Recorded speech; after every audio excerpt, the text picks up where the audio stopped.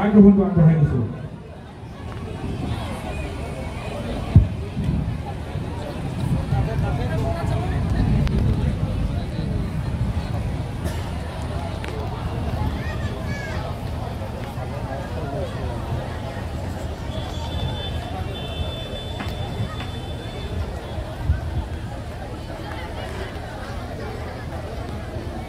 নমস্কাৰ।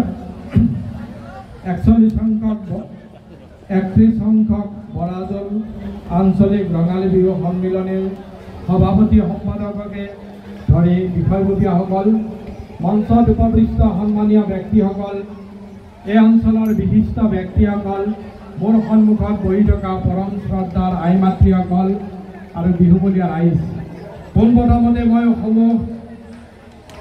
সমূহ ৰাইজলৈ মই নৱবৰ্ষৰ শুভেচ্ছা আৰু ৰঙালী বিহুৰ শুভেচ্ছা জ্ঞাপন কৰিছোঁ। বিহু অসমীয়াৰ প্ৰাণ, বিহু অসমীয়াৰ আৱেগ, বিহু আমাৰ পৰিচয়, বিহু অসমীয়া জাতিৰ আয়ুস ৰেখা।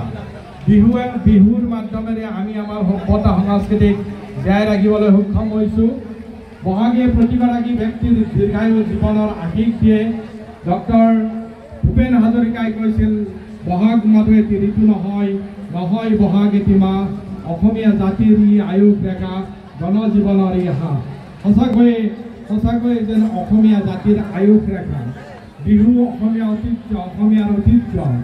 বিহু অসমীয়া উৎসৱেই নহয়, বিহু আমাৰ সংস্কৃতি। অসমৰ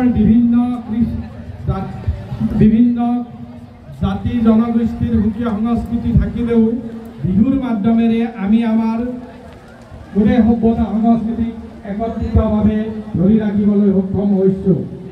আমাৰ স্বাভিমান, আমাৰ প্ৰাণৰ প্ৰাণ, আমাৰ ফুলাম গামোচাখনিয়ে আমাৰ কৰ্ম, ধৰ্ম, কৃষ্টি, সংস্কৃতি সকলো জীয়াই ৰাখিবলৈ সক্ষম হৈছে।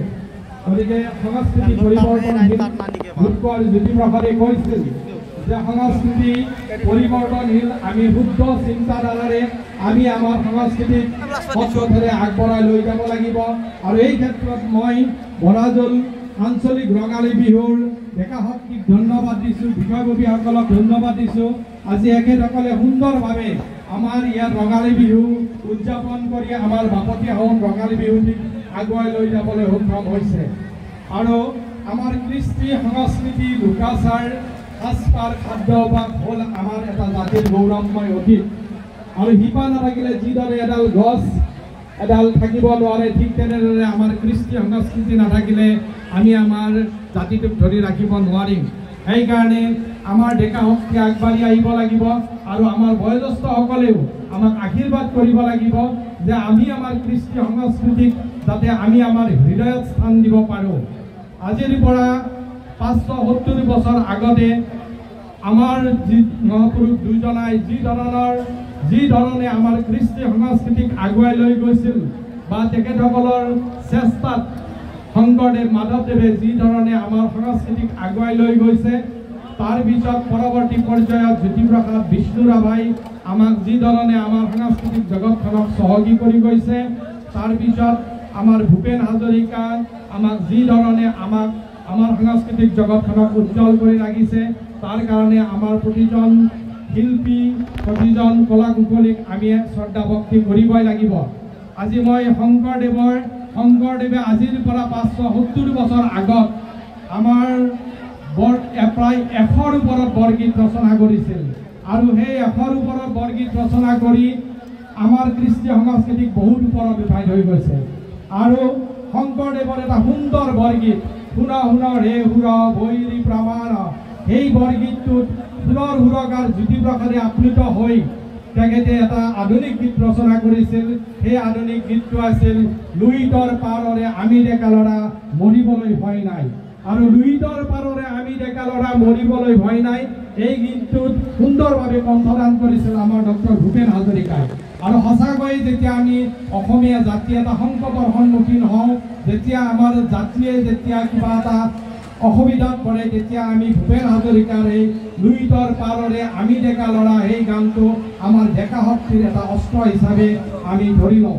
গতিকে শিল্পীসকলৰ সৃষ্টি, শিল্পীসকলে সৰু সৰু কথাৰ ওপৰত বিভিন্ন ধৰণৰ সৃষ্টি কৰিব পাৰে। এডাল কলগছক দেখি বা এডাল নাহৰ গছক দেখি বা এডাল মদাৰ গছক দেখি বা এখন অটো ৰিক্সাক দেখি বা এখন ৰুমালক দেখি আমি সাধাৰণ মানুহে একো ভাবিব নোৱাৰোঁ। কিন্তু আমাৰ মৰমৰ আমাৰ শ্ৰদ্ধাৰ শিল্পী ভূপেন হাজৰিকাই আজি আমাৰ ইয়াত জুবিন আহিব, জুবিনে বা তেনেকৈ আমাৰ শিল্পীসকলে যি ধৰণে সৃষ্টি কৰে সেই সৃষ্টিক আমি শ্ৰদ্ধা ভক্তি কৰিব লাগিব। আজি কলৰে পাততে কাউৰী পৰে বুলি কেশৱ মহন্তৰ গানত আমাৰ বিহু সম্ৰাট খগেন মহন্তই সুন্দৰভাৱে কলৰে পাততে কাউৰী পৰে বুলি গানটো গাইছিল। ঠিক তেনেদৰে জুবিনে ঐ নাহৰ বুলি নাহৰ গছ এজোপাক লৈ জুবিনৰ বিখ্যাত বিহু গীত সৃষ্টি আপোনালোকে জানে। ঠিক তেনেদৰে জুবিনৰ ৰুমাল ৰুমাল গানটোৱে তেখেতৰ মানে এটা জীৱনৰ কাহিনী। আমি এই ৰুমাল ৰুমাল গানটোত আমি জীৱনৰ কাহিনী বিচাৰি পাওঁ, আমি জীৱন বিচাৰি পাওঁ। তেনেকুৱা ধৰণৰ যিবিলাক শিল্পীৰ সৃষ্টি, সেইকাৰণে আমাৰ শিল্পীসকল হ'ল আমাৰ জাতীয় সম্পদ। মই আপোনালোকে যদি ভূপেন হাজৰিকাৰ প্ৰতিটো গান খুব মনোযোগেৰে শুনে তেতিয়াহ'লে আপোনালোকে গম পাব যে আপোনালোকে নিশ্চয় ভূপেন হাজৰিকাৰ প্ৰতিটো গানৰ পৰা কিবা নহয় কিবা এটা মেছেজ তেখেতে আমাক দি থৈ গৈছে। ঠিক তেনেদৰে বিহু সম্ৰাট খগেন মহন্ত, লোকগীতৰ সম্ৰাট আমাৰ ৰামেশ্বৰ পাঠকে আদি কৰি আমাৰ শিল্পীসকলে আমাৰ অসমীয়া সাংস্কৃতিক জগতখনক চহকী কৰি থৈ গৈছে। কাৰণ কৃষ্টি সংস্কৃতি লোকাচাৰ সাজপাৰ যেতিয়া আমি ধৰি ৰাখিব পাৰিম তেতিয়াহে আমি অসমীয়া জাতি হিচাপে জীয়াই থাকিব পাৰিম। আৰু অসমীয়া জাতিয়ে আমাৰ কি নাই, আমাৰ সকলো আছে। আমাৰ কৃষ্টি সংস্কৃতি সাজপাৰ সকলো আমাৰ সুন্দৰভাৱে আছে। সেইকাৰণে মই বৰাজল অঞ্চলৰ প্ৰতিজন ডেকা ল'ৰাক বা ইয়াৰ প্ৰতিজন মানুহক ধন্যবাদ দিছোঁ যে তেখেতসকলে সুন্দৰভাৱে এই আমাৰ বিহুটিক, আমাৰ অতিকৈ মৰমৰ বিহুটিক আজি আদৰিবলৈ সক্ষম হৈছে।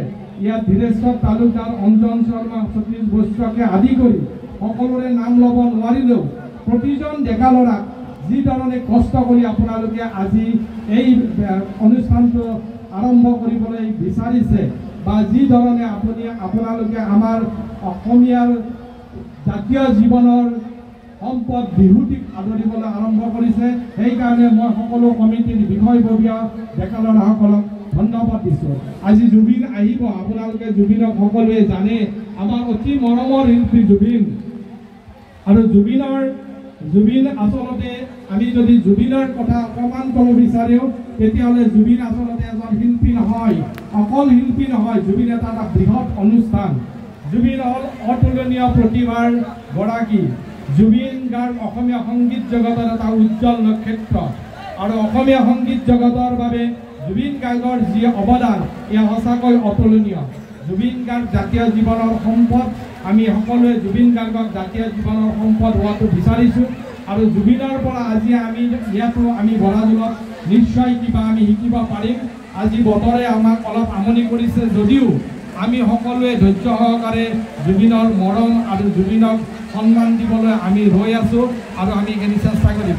মই বাৰু বেছি দীঘলীয়া নকৰোঁ, যিহেতু এজন গায়কৰ গানে কেতিয়াবা আমাৰ জীৱনত বিভিন্ন ধৰণৰ প্ৰভাৱ পেলায়।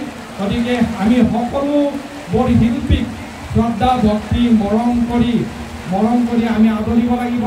আৰু যিহেতু বতৰ বেয়া, মই বৰ দীঘলীয়া নকৰি এইখিনিতে মোৰ চমু কথাখিনি সামৰণি মাৰিছোঁ। আৰু আজি মঞ্চখন উদ্বোধন কৰিবলৈ মোক বৰাজল আঞ্চলিক ৰঙালী বিহুৰ বিষয়ববীয়াসকলে ইয়াত মাতি আনি যিখিনি সন্মান আৰু মৰম দিছে তাৰ কাৰণে মই প্ৰতিজন কৰ্মকৰ্তাক আকৌ এবাৰ ধন্যবাদ জ্ঞাপন কৰি এই মঞ্চখনৰ ৰূপ উদ্বোধন কৰা বুলি ঘোষণা কৰিলোঁ। ধন্যবাদ।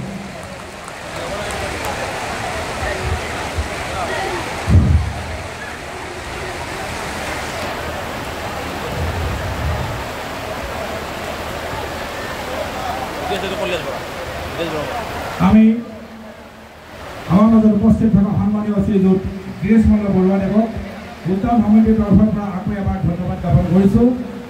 আমি এই সময়খিনিতে আমাৰ মঞ্চত দুগৰাকী বিশিষ্ট ব্যক্তিক আজিৰ অনুষ্ঠানৰ লগত জড়িত ৰাখি আমি আমন্ত্ৰণ জনাইছিলোঁ।